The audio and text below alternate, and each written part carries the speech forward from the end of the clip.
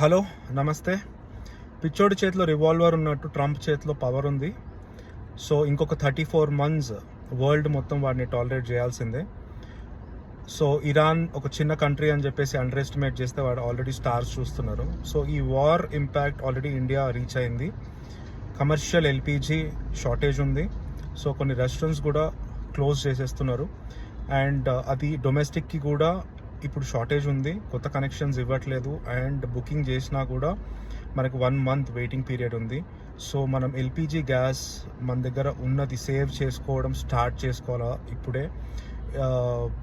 మనము induction stoves, electric rice cookers కానీ and at the same time ovens కానీ ఇట్లాంటివి యూజ్ చేయడం స్టార్ట్ చేసుకోవాలి ఇప్పుడే. ఇప్పుడు ఎల్పిజి ఉందని చెప్పేసి మనము బిర్యానీలు అట్లాంటివి వండుకోకుండా కొంచెం సేవ్ చేసుకొని ఇండక్షన్స్ అట్లాంటివి మనము యూజ్ చేయడం స్టార్ట్ చేస్తే మనకి క్రిటికల్ టైమ్స్లో ఎల్పిజి మనకి యూస్ఫుల్గా ఉంటుంది.